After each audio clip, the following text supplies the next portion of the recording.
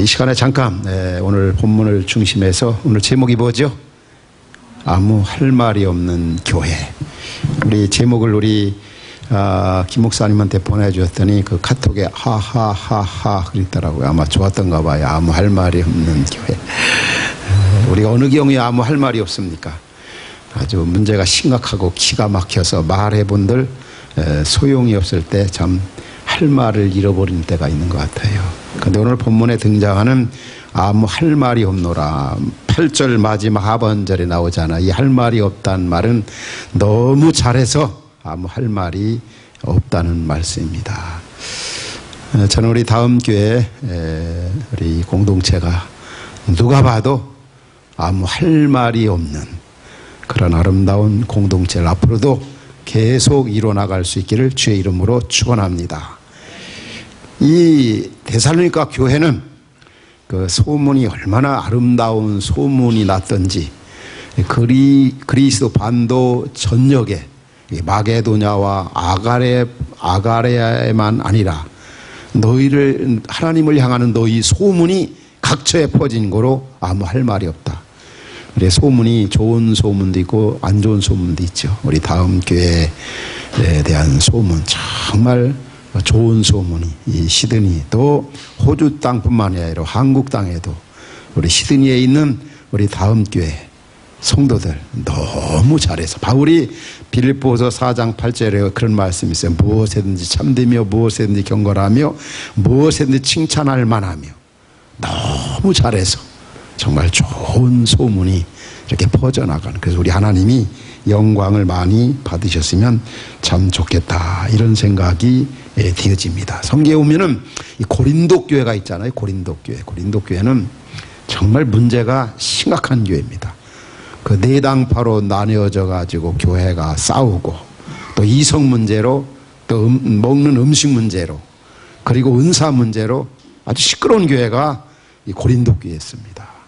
우리가 아는 바와 같이 교회는 하나님 나라 대행기관입니다. 교회를 통해서 하나님 나라를 증시하고 하나님 나라를 드러내고 하나님 나라가 어떤 모습인가를 구체적으로 보여줘야 되는데 때로는 한국교회가 때로는 우리들이 섬긴다고 하는 교회들이 하나님 나라 주님의 모습보다는 어떤 세상적인 모습을 많이 보여주는 때가 있어 하나님의 영광을 가리는 때가 많이 있습니다. 바로 그게 고린도 교회죠. 고린도 교회.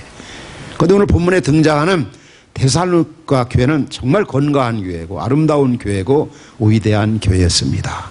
그럼 이 교회가 어떻게 그렇게 아름다운 교회였던가 본문에서 몇 가지를 이렇게 좀 살펴보려고 합니다. 먼저 2절에 보면은 이런 말씀이 나오죠. 2절에 보면은 우리가 너희 모두로 말미암아 항상 하나님께 감사하며 기도할 때 너희를 말함은. 이 바울은 데살로니가 교회를 생각할 때마다 늘 감사한 생각이 되어졌습니다. 어떻습니까? 가령 우리 김 목사님이 우리 형제 자매 여러분들을 생각할 때 늘 감사한 생각이 들 것 같습니까? 그렇지 않으면 혹 목사님이 나를 생각하면 감사보다는 야, 내가 어쩌다가 저런 형제 자매 만나가 이 고생하는가 혹시 그런 생각 할지 모르는 그런 형제 자매들이 있습니까? 또 비단 교회에서 영적인 지도자뿐만 아니라 아내가 혹은 남편이 주변에 있는 우리 형제 자매들이 나를 생각할 때마다 감사할까? 그렇지 않으면 생각할 때마다 밥맛을 잃고 잠이 오지 아니하고 삶의 의욕을 잃고 이런 대상이 돼서는 안 된다는 거죠. 우리 예수 잘 믿는 게 뭡니까? 사랑하는 가족, 아내나 남편이나 자녀나 부모나 직장 동료, 특별히 교회에서 영적인 지도자가 우리 식구들이 나를 생각하면 정말 감사하고 바로 데살로니가 교회가 그런 교회였다는 거예요. 기도할 때마다 너희를 말하면 정말 그 교회를 생각하면 바울은 날마다 기도해주고 싶었어요. 오늘 우리도 그런 대상이 되자는 거죠. 누군가 나를 생각하면 기도해주고 싶고 주의 이름으로 축복해주고 싶고 이런 크리스찬들 우리 형제자매들 혹간에 어떤 분들은 그 기도 약속을 너무 함부로 하는 경우가 많더라고요. 여러분, 우리가 아는 대로 기도는 상대방에 대한 최고의 사랑의 고백입니다. 내가 형제를 사랑한다. 형제를 위해 기도한다는 거죠. 근데 혹 어떤 분들은 너무나 이렇게 저한테 혹은 어느 분한테 기도 부탁을 많이 합니다. 저 죄송하지만 저는 여러분이 기도 부탁하면 기도할 자신이 없어요. 왜냐하면 우리 교회 식구들만 기도 다 못하는 게, 제가 월요일 날은 일광역, 화요일 날은 이광역, 가장총물 다 하는 게 아니라 지도자들, 수요일 날은 삼광역, 목요일 날은 사고, 이렇게 해도 성도들을 위해 기도 못하는 경우가 얼마나 많이 있습니까? 그런데 이게 다니면 만나는 사람마다 기도해 준다, 그게 쉬운 일이 아닙니다. 그래서 여러분, 그렇게 혹시 기도 부탁을 너무 경솔하게 하면은 상대방에게 결례가 될 수가 있을 것 같습니다. 정말 나를 생명같이 사랑하고 나와 친분 관계에 있는 식구들에게 기도 부탁도 해주고, 또 그런 분들은 나를 위해 기도 부탁 안 해도 언제든지 기도해주고 싶은 생각이 드는 것입니다. 바로 데살로니가 교회가 바울과 그 일행에 대해서 그런 마음이 많이 들었다는 거예요. 생각할 때마다 감사하고 기도할 때마다 너희를 말하면 늘 누군가가 나를 생각할 때 감사한 생각이 들고, 누군가가 나만 기억해도 기도해주고 싶은 그런 충동이 일어나는 그런 교회, 그런 성도들, 그런 형제 자매들이 모인 교회가 아름다운 교회고 건강한 교회고 위대한 교회입니다. 여러분, 우리가 아는 바들이 교회가 얼마나 우리에게 있어서 중요합니까? 성경에 보면은 교회를 사랑하는 자에게 세 가지 복을 약속합니다. 첫 번째는 평강의 복을 약속하고, 두 번째는 자녀들이 잘 되는 복을 약속하고, 세 번째는 그 형통의 복을 약속합니다. 교회를 사랑하는 자에게. 왜냐하면 교회를 통해서 하나님께서는 모든 일을 이뤄나가십니다. 옛날에 한국연한 신학교 교수가 이런 말을 한 적이 있습니다. 교회 밖에도 구원이 있다 해가지고 한국교회 무리를 일으킨 적이 있습니다. 성경 보면 결코 하나님께서는 공동체를 통해서 당신의 역사를 이뤄나가시고, 공동체를 통해서 구원과 은혜와 복을 주시지, 결코 교회 밖에서, 교회를 제외하고 하나님께서, 물론 일반은 종적인 면에서는 믿는 자나 믿지 않은 자에게 다 은혜를 주시죠. 그렇지만 하나님은 교회를 그만큼 사랑하시고 교회를 통해서 모든 일을 행하신다는 걸 잊지 말아야 합니다. 따라서 이 교회를 사랑한다 혹은 공동체를 사랑한다는 말은 곧 주님을 사랑한다는 것이고, 옆에 있는 지체들을 사랑하는 것입니다. 내가 정말 주님을 사랑하느냐, 그건 곧 공동체를 사랑하는 것이고, 공동체를 사랑한다는 말은 옆에 있는 형제 자매들, 지체들을 사랑한다는 거예요. 우리 다음 교회 성도 여러분, 정말 여러분 주님을 사랑합니까? 주님 사랑을 공동체 사랑으로 여러분 표현해 보십시오. 공동체 사랑은 옆에 있는 식구 사랑인 겁니다. 좋은 교회, 위대한 교회, 아름다운 교회는, 그 데살로니가 교회 같은 그런 교회 탄생은 이 공동체 사랑, 주님 사랑, 성도 사랑으로 이루어진다는 사실 잊지 말아야 합니다. 이 시간에 우리 형제 자매들에게 우리 주께서 너 정말 나 사랑하느냐, 그 사랑을 한번 나한테 보여달라, 한번 나타내봐라 하면 여러분은 어떻게 주님 앞에 그 사랑을 표현할 수 있고 고백할 수가 있겠습니까? 우리 성경에 보면은 주님께서 두 가지 고백을 우리에게 요구합니다. 첫 번째는 믿음의 고백입니다. 주는 그리스도시요 살아계신 하나님의 아들입니다. 예수 그리스도를 형제는 기도한 것처럼 왕으로 주권자로 하나님 되심을 고백하는 이 믿음의 고백, 그 믿음의 고백 후에 교회가 이렇게 세워져 가는 거 아닙니까?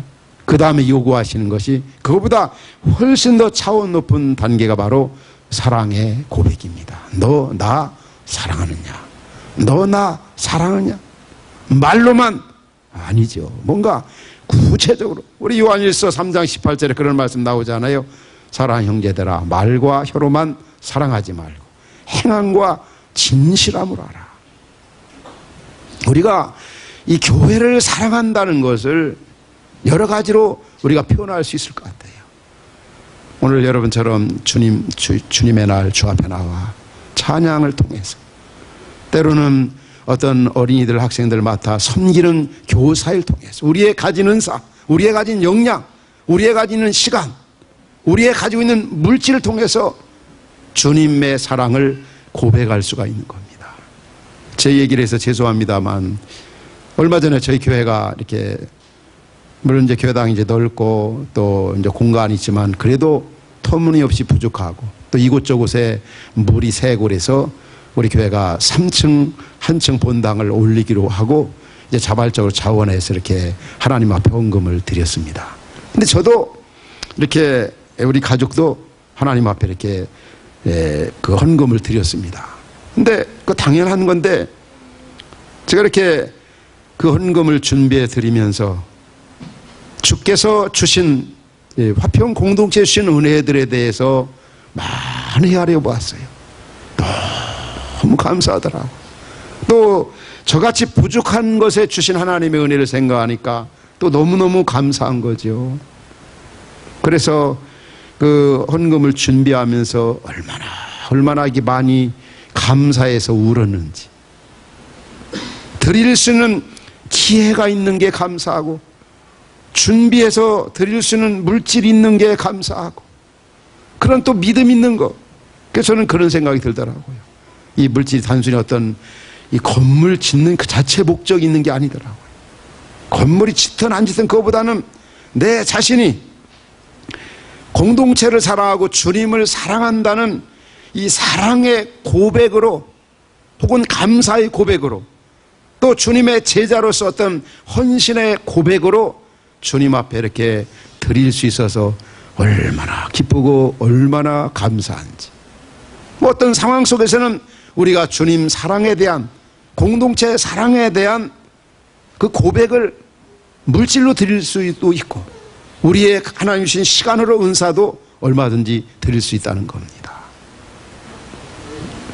바로 데살로니가 교회 성도들이 얼마나 주님을 사랑했는지 그게 바로 이 공동체 사랑으로 입증이 되고 그들의 섬김과 희생을 통해서 하나님 앞에 입증이 되었다고 하는 사실입니다.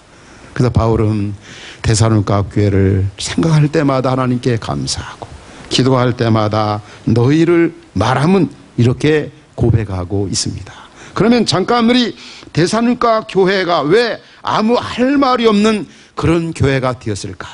데살로니가 교회 성도들의 신앙의 특징이 오늘 본문에 몇 가지로 이렇게 나타나고 있습니다. 먼저 3절에 보면 어떤 말씀이 나옵니까? 우리 한번 같이 읽어볼까요? 3절. 자, 시작.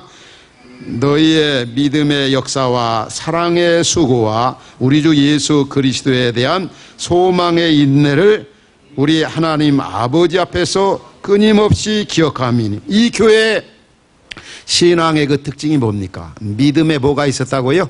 역사가 있었다는 말은 믿음의 행함이 있었다는 거예요. 그 다음에 사랑에 뭡니까? 수고가 있었다는 거죠. 또 소망에 인내가 있었다. 우리 기독교를 특징 짓는 세 가지 단어를 그 어거스틴은 그렇게 표현을 했죠. 믿음, 소망, 사랑. 그래서 우리 그리스도인들은 누가 봐도 신실한 믿음의 사람이 되어야 되고 사랑의 사람이 되어야 되고 소망의 사람으로 이 땅에서 살아가는 겁니다. 오늘 우리의 믿음이 그렇습니까?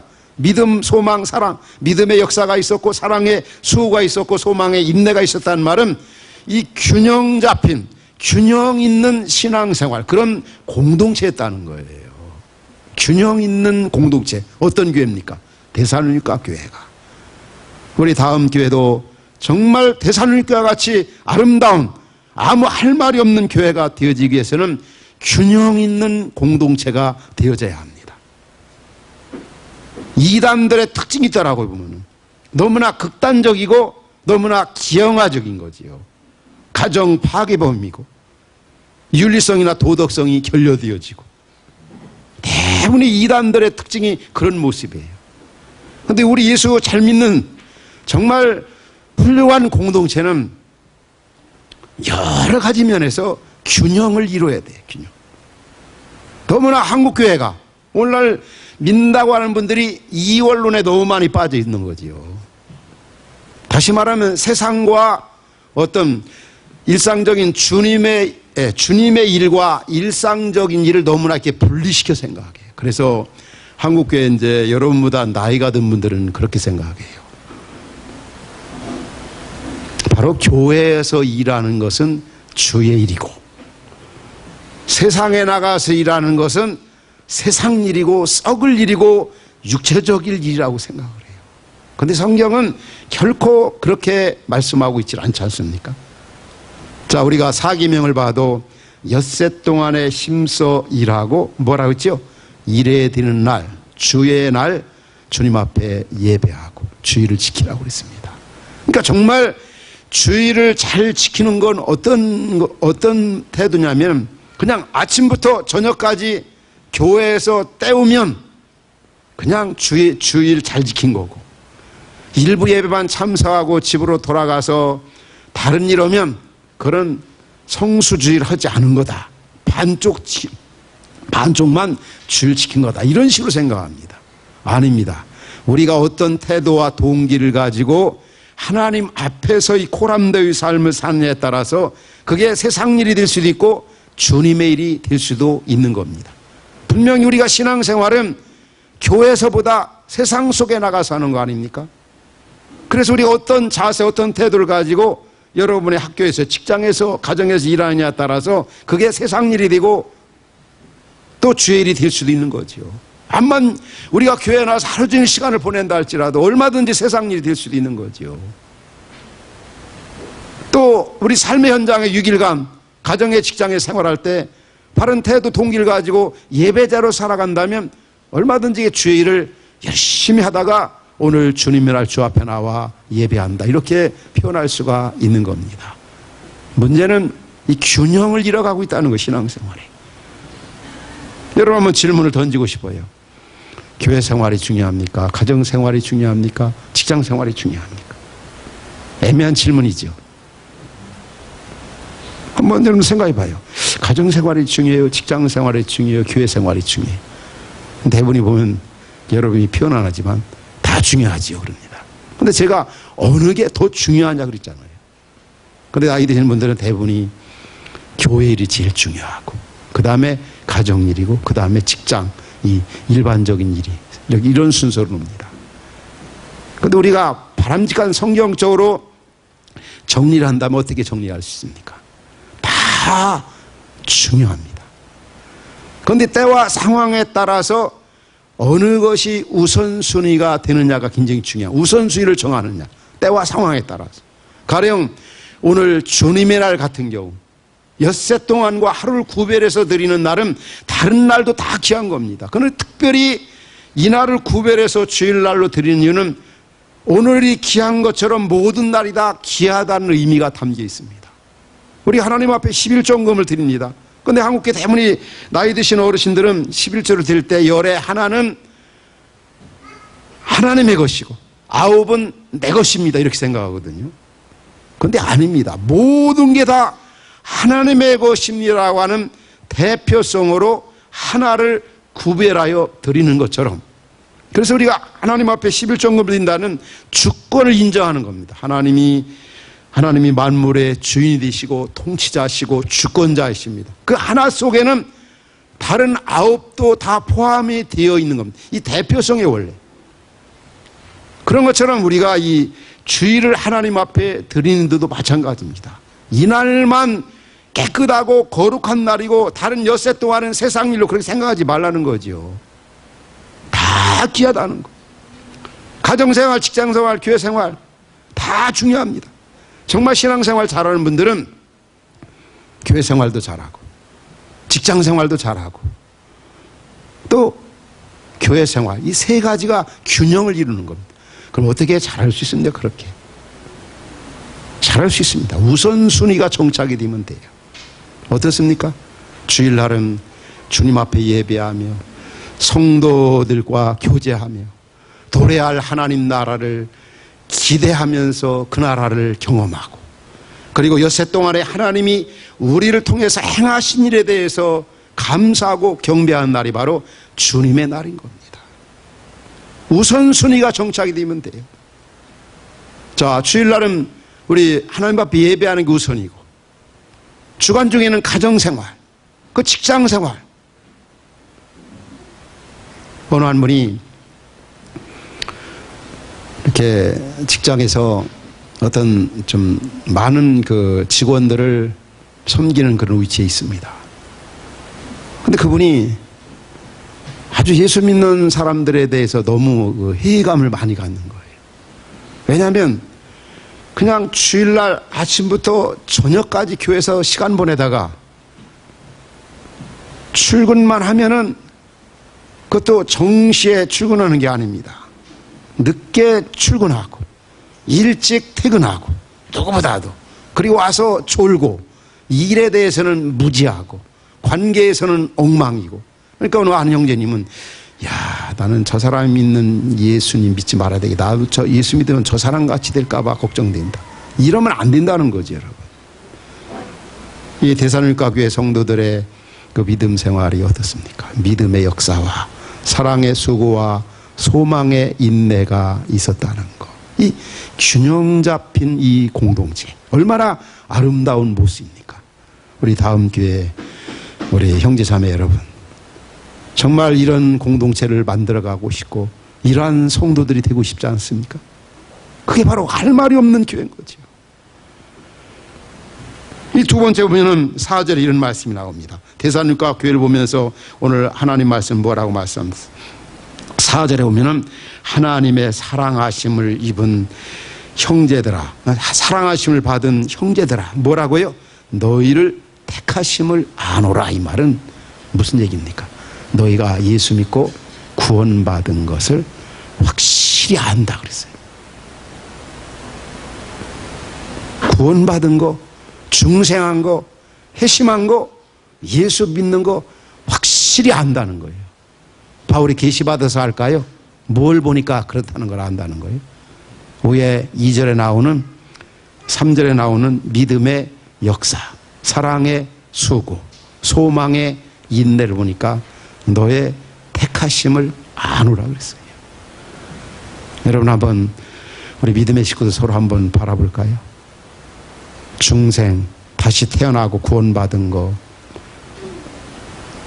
옆에 있는 식구들 보면 구원받은 것 같아요? 안 받은 것 같아요? 어떻습니까? 뭐 얼굴 모습 보고 아나요? 뭘 보고 안다는 거예요? 우리가 구원은 어떻게 받죠? 예수를 믿음으로 받아요. 믿음으로. 예수를 나의 구주, 나의 하나님 믿음으로 받습니다. 그런데 어떻게 알아요? 그냥 입으로 고백한다. 물론 중요하죠. 외적인 그런 고백. 그러나 우리가 알아야 합니다. 진짜 중생하고 진짜 구원받은 사람은 행함으로 입증이 돼야 돼요. 그 행함을 바울은 믿음의 역사, 사랑의 수고, 소망이, 믿음, 소망, 사랑, 이걸 보니까 정말 구원받은 것 같고 정말 중생했다. 우리 교회 식구들에게도 주변 사람들에게도 그런 모습을 비치라는 거죠. 여러분 구원 받았으면 구원 받은 자답게 살아가라는 거예요. 그렇게 행동하고 그렇게 말하라는 거예요. 그런데 어떤 분들은 뭐 교회 목사든 장로든 집사든 뭐 청년부 리더든 뭐 순장이든 교회는 오래 다녔는데 교회 직분은 가졌는데 전혀 중생한 것 같질 않아요. 전혀 구원받은 것 같질 않아요. 전혀 천국 갈 것 같질 않아요. 그 행동을 보면, 그 말하는 걸 보면. 우리 그런 얘기를 하죠. 참 저분이 예수 믿는 거 맞아? 그 말하는 거, 행동하는 거라면 그렇게 예수 만난 분이라면 그렇게 살아갈 수가 없거든요. 그렇게 말할 수가 없거든요. 진짜 예수 믿고 구원 받으면요, 삶에 놀라운 변화가 일어나요. 물론 연약해 넘어지고 쓰러지고 자빠지고 때로는 제 가운데 헤매일 때도 자주 나타나지만 그래도 마음의 깊은 곳에서는 그 구원의 은혜, 그 사랑, 그래서 중생한 자답게 구원받은 자답게 살아간다는 거지. 왜냐하면 예수 만나고 나면 가치관의 변화가 일어나거든요. 옛날에 너무 크게 보이던 것이 예수님 안에 들어오면 너무 작게 보고 너무 큰 것을 발견하니까요. 세상의 그 어떤 것보다도. 그래서 성경은 뭐라고 말씀합니까? 골로새서에 그런 말씀이 나와요. 그 안에는 온갖 지혜와 지식의 모든 보화가 감춰져 있느니라. 예수님 만나고 나면 너무 크고 너무 큰 거, 너무 귀하고 너무 아름다워. 그래서 삶이 달라지는 거지요. 삶. 한번 우리 자신을 한번 돌아봅시다. 진짜 내가 예수 만났는가? 내가 예수 진짜 믿는가? 내가 진짜 중생했는가? 예수님 만났다, 중생했다. 그럼 내 삶에 이런 대산울과 교회 같은 성도들의 모습이 삶의 현장에서 구체적으로 나타나고 있는가? 옆에 있는 사랑하는 아내가 나를 볼 때도 여보, 당신은 확실하게 중생했고 확실하게 구원받고 당신 같은 사람이 천국 안 가면 누가 가겠느냐, 이게 돼야 돼요. 어떻습니까 여러분? 남편이 봐도 그렇고 아내가 봐도. 그러나 여보, 당신 아무리 생각해 봐도 구원받은 것 같지 않다고. 참 목사로서 이런 얘기하기가 여러분들 좀 죄송하지만 어느 한 그 교회 그 자매님이 아주 초대형 교회에서 목사님 옆에서 이렇게 7년 동안 보필을 했대요. 이제 간사로. 근데 목사님 통해서 너무너무 시험을 많이 받았어요. 그래서 더 이상 일을 하지 못하겠다 이렇게 결단하고 이제 토요일 날 출근해가지고 목사님을 찾아갔대요. 찾아가서 목사님, 더 이제 오늘부로 이 간사일 직장 그만두겠습니다. 교회 일. 왜 그러냐니까 제가 7년 동안 목사님 옆에서 이렇게 협력하고 동역하고 목사님 이렇게 섬겨봤는데 참 제가 너무나 마음에 시험이 많이 들었습니다. 그래서 이 말은 한 말씀만 하고 제가 목사님 곁을 떠나겠습니다. 아무리 생각해봐도 목사님은 천국 못 가실 것 같습니다. 그 말을 남기고 사라졌다는 거죠. 참 심각한 얘기죠, 여러분. 오늘 목회자뿐만이 아니라 장로든 권사든 여러분 한번 생각해봐요. 정말 바울은 데살로니가 교회를 보면서 너의 택하심을 아노라. 우리는 꼭 기억해야 합니다. 100% 믿음으로 구원은 받지만 100% 행함으로 구원받는다. 야고보는 그렇게 말하고 있어요. 여러분들 이 바울서시 읽어보면은 바울은 계속 믿음으로 구원합니다. 사람이 의롭게 되는 것은 행위로 하는 것이 아니고 율법 행해서 되는 것이 아니라 믿음으로 되어진다고 얼마나 많이 강조합니까? 만일에 행위로 구원받으려고 하는 자는 저주를 받을지어다, 그리스도에게 끊어질지어다, 막 이렇게까지 얘기했는데 야고보는 뭐라고 얘기합니까? 사람이 구원받는 것은 믿음으로만이 아니라 행함으로 받는다. 그럼 바울이 말한 건 틀리고 야고보가 말한 건 맞나요? 또 야고보가 말한 건 틀리고 바울이 말한 게 맞나요? 성경은 서로 보완 관계가 있어요. 우선순위로 우리는 믿음으로 구원받아요. 절대 행위로 구원받을 사람은 아무도 없습니다. 그러나 구원받은 믿음은 행함으로 입증이 된다는 거예요. 삶의 변화가 일어난다는 거죠. 이 교회에 또 특징적인 거 있습니다.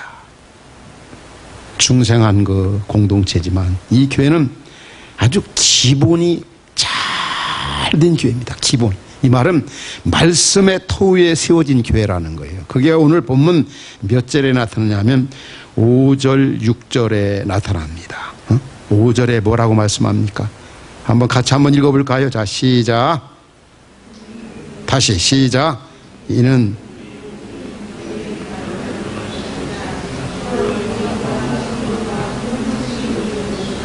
됐습니다. 그 교회 성도들의 그 믿음은 확신과 능력과 성령, 이 말은 이 교회가 말씀의 토 위에, 복음의 토 위에 견고하게 세워진 교회라는 거예요. 그 역사적 배경을 보면은 사도행전 17장에 보면은 바울이 제2차 전도 여행 때 이 데살로니가에 들어갔습니다. 3주 동안에 17장 3절에 보면 그런 말씀이 나와요. 어떤 말씀이 나오냐면 이제 빌립보에서 환난과 핍박 가운데 옥에 갇혔잖아요. 그리고 이제 빌립보 성에 나와가지고 그 다음 간 곳이 데살로니가입니다. 근데 데살로니가 가서 이제 어떤 어려움이 있었습니까? 굉장히 어려운 일들이 많아, 핍박이 많았어요.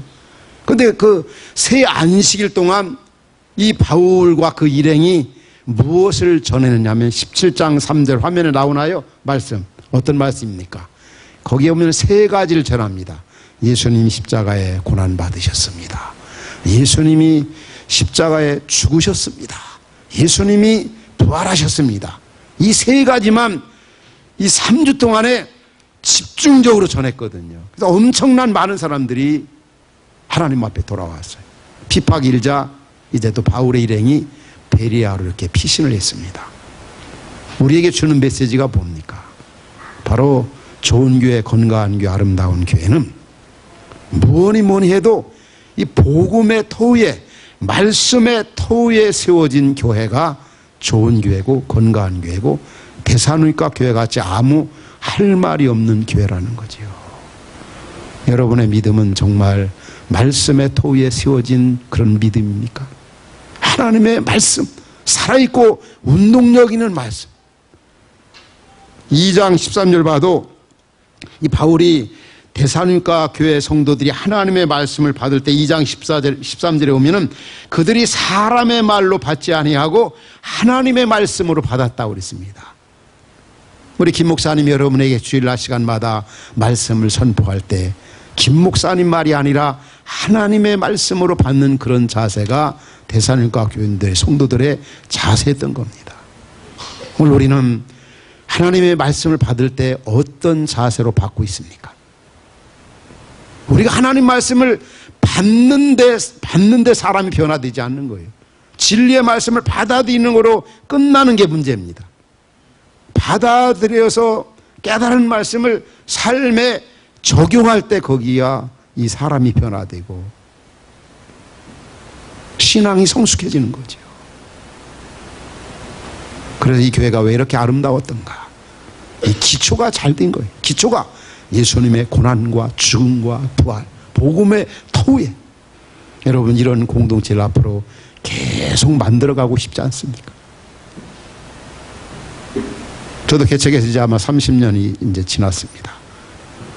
지나놓고 이렇게 돌이켜보면은 뭐니 해도 하나님의 말씀을 집중적으로 교육하고 훈련한 그런 많은 평신도 사역자들, 뭐 이상한 거 전하고 수단 방법 가리지 아니하고 좋다는 거 다 끌어들여 가지고 교회에서 이렇게 어떤 일을 행하고, 이런 교회들은 한때는 잘 나가는 것 같아도 오래 못 가더라고요.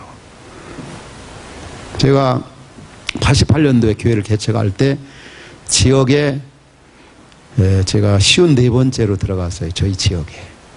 근데 한 30년 지나놓고 보니까 없어진 교회가 제일 많고, 그 다음에 정체된 교회, 그 다음에 부흥하는 교회, 이렇게 한번 나눠 생각하면 부흥하는 교회가 제일 적더라고요. 근데 이 부흥하는 교회가 어떤 교회느냐, 변함없이 그 교회 목사님들이나 성도들 보면은 말씀의 터위에, 본질에 이렇게 충실하고, 그런 교회들이 한때는 뭐 연약하고 아주 미미하게 이렇게 보였지만 지속적으로 성장하고 성숙해가는 그런 모습을 볼 수가 있었습니다. 바로 데살로니가 교회가 그래요.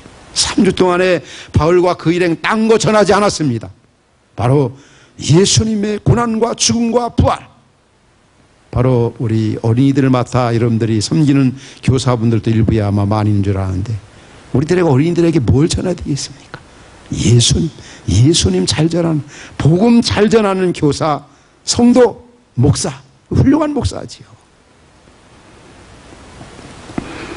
하나 더 말씀을 드리고 싶은 것은, 이 교회 성도들은 이런 믿음을 가졌기에 그 얼마나 모든 교회의 본일이었는지 몰라요. 7절에 나오지 않습니까? 7절에 뭐라고 나오고 있습니까? 이러므로 1장 7절에 주의 말씀이 너희에게만 아니라 뭐라고 했습니까? 마게도냐와 아가레만이 아니라 하나님을 향하는 너희의 이건 8절에 나오는 그 소문이 아름답게 퍼져나갈 수 있었던 것은 이 7절 하반절에 보면 모든 믿는 자의 본이 되었느니라 그랬습니다. 그 좋은 소문 나는 것 중에 하나가 바로 이 믿음의 본이 되었다. 우리 예수 믿는 사람들은 믿는 사람들에게도 본이 되어야 되겠지만 믿지 않는 사람들에게 본이 되어야 합니다. 그런데 이 데살로니가 교회는 모든 그 그리스 전체 영역의 그 지역에 데살로니가 교회 하면 우리도 저 교회 같이 좀 되고 싶다. 저런 교회를 만들어야 돼. 우리 다음 교회가 그런 교회가 될 수 있기 바랍니다. 다른 믿는 그런 교회들에게도 우리도 좀 다음 교회 같은 그런 아름다움, 성경에서 말하는 교회, 주님이 세우셨던 교회, 주님이 찾으시는 그런 교회를 세워야 되겠다. 굉장히 중요한 거죠. 왜냐하면 저도 이제 여러 세계 각 나라에 이제 가서 이렇게 말씀도 전하고 또 교회 지도자들이나 성도 이렇게 만나보지만 진짜 어디든지 한인교회 정말 많더라고요.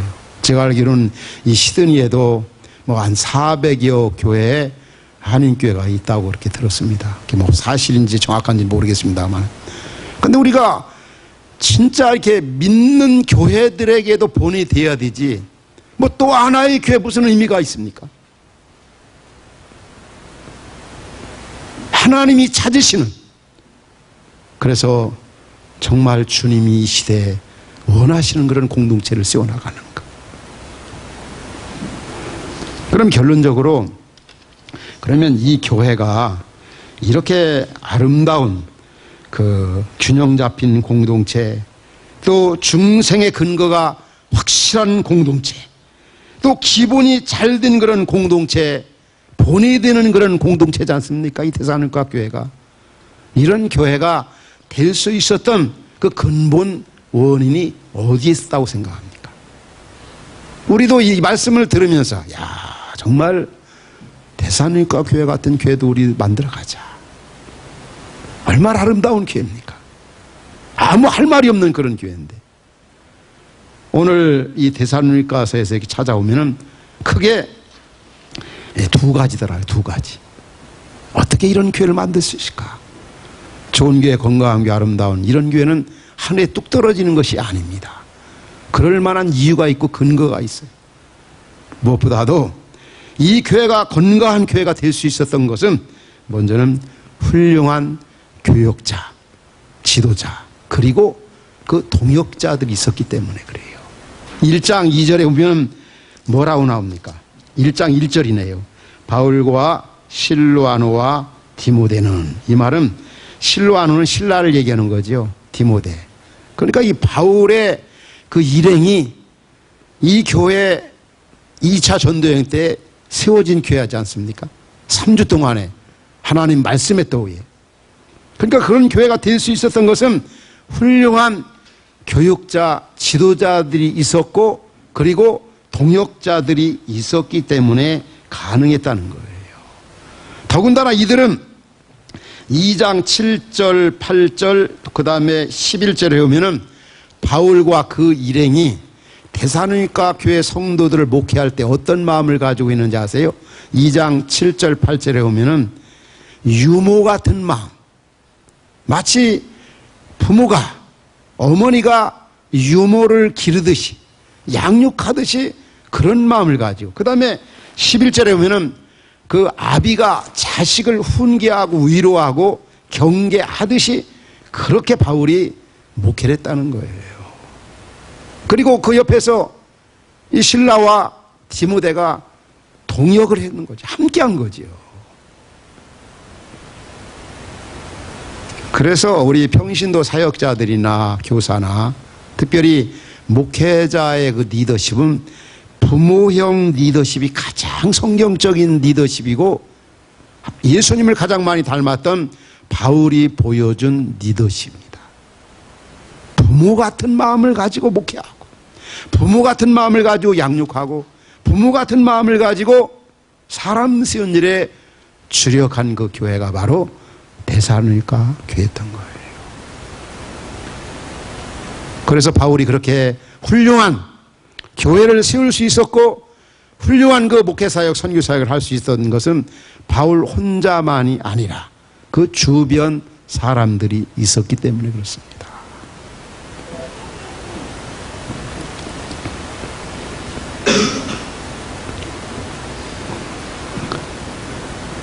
우리가 잘 아는 그 종교 개혁자 루터를 잘 알고 있죠.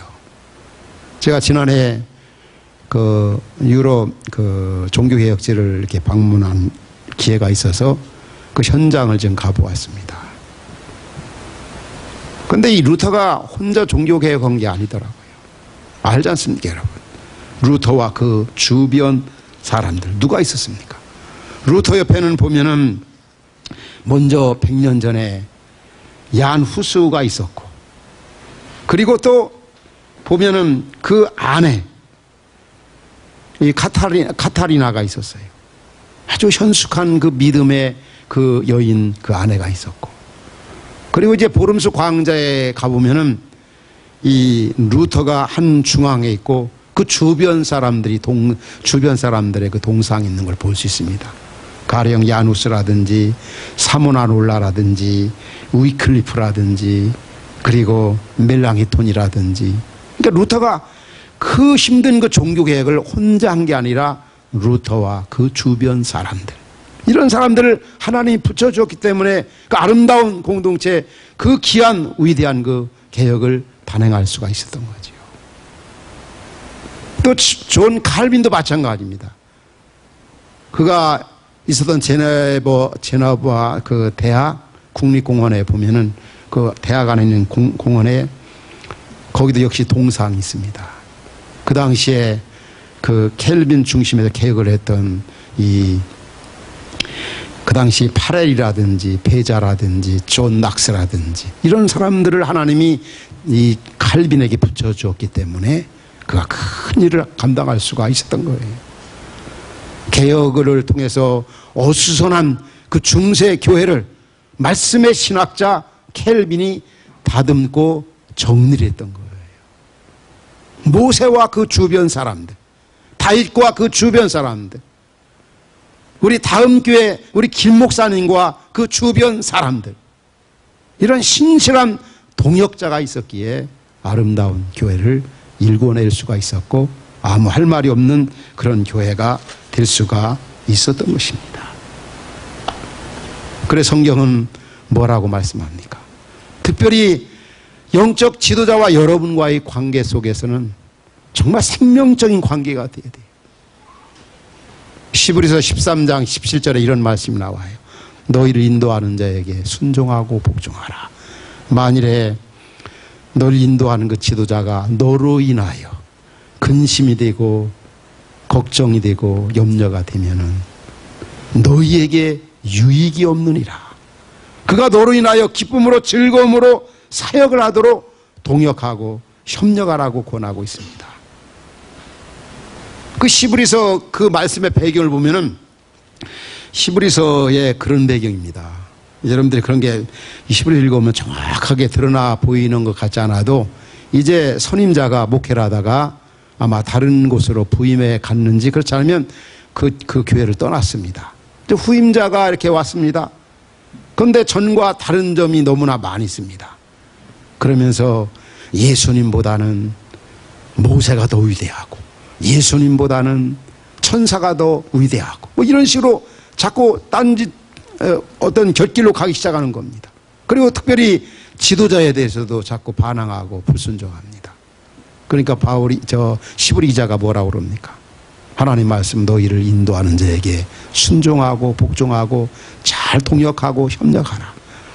그가 기쁨으로 즐거움으로 사역을 하도록 함께하라. 그렇지 않으면 너희에게 유익이 없느니라고. 마지막으로 하나 더 말씀드리고 싶어요.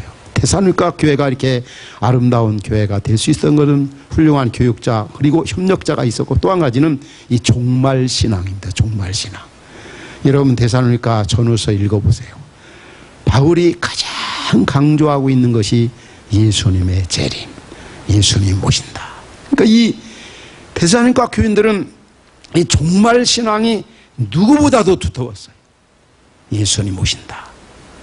우리가 종말은 두 가지가 있지 않습니까? 개인적인 종말과 우주적인 종말. 개인적인 종말이라면 누구든지 다 오는 거 아닙니까? 그 시와 그때는 모르지만 우주적인 종말도 마찬가지입니다. 반드시 옵니다. 우주적인 종말이라고 할 때는 예수님 재림을 얘기할 수 있죠. 우리가 신앙생활에 있어서 이 종말 신앙이 얼마나 중요한지 몰라요. 우리 한국교회가 한때는 시한부 종말론자들 때문에 상당히 그런 부분에 있어서 지금 이제 뭐라 그럴까요? 사람들이 신앙생활 하면서 종말을, 예수님의 재림을 전혀 생각하지 않아요. 옛날에는 교회에서도 얼마나 종말 신앙 그 찬양을 많이 했는지 몰라요. 하나님의 나팔 소리 전지 진동할다. 이런 뭐 종말 찬양들을 굉장히 많이. 요즘엔 그런 찬양이 사라져버렸어요. 어떻게 보면은 이 시한부 종말론자들에 의해서 교회가 엄청난 손실을 많이 본 거나 마찬가지. 우리의 믿음의 선열들은 항상 이 종말 신앙을 얼마나 많이 가졌는지 몰라요. 우리 성도 여러분들도 여러분에게는 이 고향 있죠. 고국 있죠. 우리가 이곳에 살고 있지만 늘 여러분들이 태어난 여러분의 고국을 많이 생각하죠. 기회가 있으면 가보고 싶고 생각나고 달려가고 싶고. 우리에게는 영혼의 본향이 있습니다. 어디입니까? 더 나은 영혼의 본향, 천국, 하나님 나라. 우리에게는 언젠가 그런 종말이 오게 됩니다. 우리의 믿음의 선열들은 그렇게 살았습니다. 언젠가는 내가 주님 앞에 서게 된다. 언젠가 내가 영원한 천국에 가게 된다. 언젠가 내가 주님 앞에, 주님 다시 오면 내 행한 그 바대로 심판을 받게 된다. 계속 데살로니가 전서 읽어보면 그런 메시지로 꽉 차 있습니다. 오늘 우리도 이 땅에서 아름다운 교회 위대한 공동체를 만들어가기 위해서는, 세워가기 위해서는 이 종말 신앙이 너무너무 중요하다는 거죠. 언젠가 내가 하나님 앞에 서게 된다. 언젠가 천국 간다. 내 편 내 승리 하던 것도 다 내려놓고 더 나은 본향 천국에 이르게 된다. 위대한 그 바울도 그렇게 살았어요. 다메섹 도상에서 예수님을 만난 이후에, 그리고 셋째 하나를 경험하고 나서 그는 빨리 더 나은 본향 천국에 가고 싶었고, 마지막을 생각하면서 바울을 그 서신을 보면은 그날이 오기 전에 내가 어떻게 하면 주님을 기쁘시게 해드릴 수 있을까? 어떻게 하면 주님의 소원을 이루어드릴 수가 있을까? 어떻게 하면 좀 주의 말씀 따라 그분을 드러내며 그분을 존귀케 하며 살 수 있을까? 이게 바울의 최고의 소원이었어요. 역시 베드로도 마찬가지였어요. 천국을 경험하고 나서 늘 그 나라 생각하면서 이 땅에서 아름다운 공동체, 교회를 이루어나가는 일에 집중했다는 겁니다. 우리 다음교회 성도 여러분들도 그렇게 살고 싶지 않으십니까? 그 언젠가 우리가 주님을 만난다. 그 언젠가 주님 만나면 인생 종말에 내가 행한 대로 주님 앞에 심판을 받게 된다. 그날이 오늘이라면, 그날이 올해로 마지막으로 끝난다면 나의 가장 아쉬운 뭘까? 가장 마지막 남는 거, 최후 남는 거, 영원히 남는 게 뭘까? 이걸 생각하면서 대사님과 교회 성도들은 충성을 다했던 것입니다. 여러분 정말 천국 신앙이 있습니까? 그런 신앙을 가지고 지금 교회를 섬기고 이웃을 섬기고 있습니까? 우리 모두가 이 시대 속에서 이 대사님과 교회 같이 좀 아무 할 말이 없는 그런 교회를 우리가 만들어 가야 되지 않겠습니까? 그런 교회를 좀 만들고 싶지 않습니까?